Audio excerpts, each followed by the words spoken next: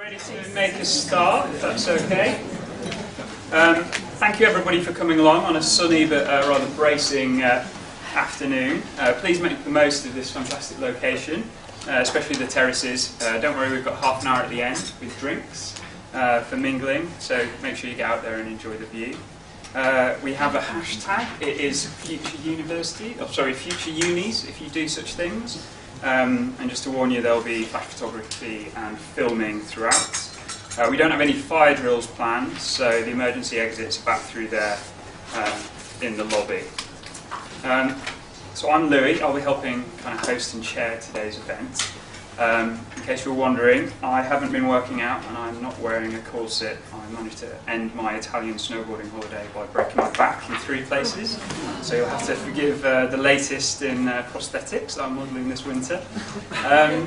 Just to tell you a little bit about the Pearson Centre for Policy and Learning, we are an independent education think tank, and we try to do evidence-based approaches to policy and practice in education.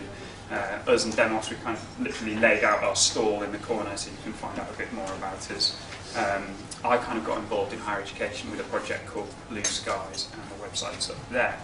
So before we kind of get stuck into Matt's paper, I wanted to set the context with a little bit of research that we've done. So we've been working with an organisation called YouGov Cambridge, and we've been doing a tracking study of public attitudes towards higher education. Very top level, some very simple stuff. And so the question we asked was, on a 0 to 10 scale, how likely are you to recommend to a young person today that they go into higher education? So we did this first back in April, May last year, and we had over 4,000 responses, and we were really surprised at the results. They were much more negative than we expected, with detractors outnumbering promoters by 7%.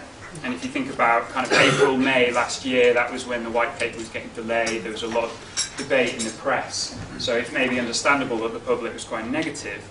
And then we got our latest set of results from November, December last year.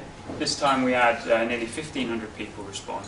And we were surprised again by how positive the responses were. We saw a swing of 18%.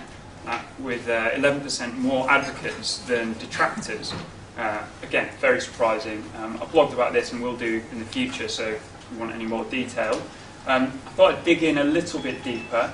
So back in April, May, when we asked those questions, we did some really simple one-word answers with people. What word springs to mind when you think of higher education? Any guesses? Biggest word there? Expensive. That was back in April, May.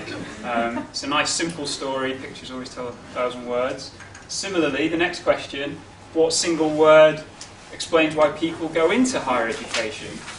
Again, any guesses? Fun, apparently. So quite a surprisingly negative perspective of higher education earlier last year.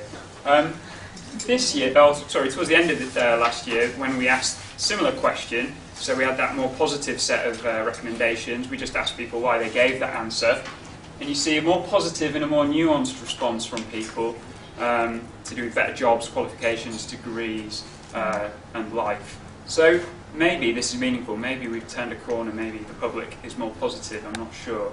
But Matt and the Demos team have really given us a lot of food for thought, and hopefully policymakers a lot of food for thought. So, that's enough from me. My main job is just to introduce our speakers today. So we've got Sam Jima, is that correct? He's the MP for East Surrey. He was educated in Ghana, Hertfordshire, and at Somerville College, Oxford, where he was president of the union and studied PPE. He was voted the 2005 CBI Entrepreneur of the Future, after starting his career with Goldman Sachs.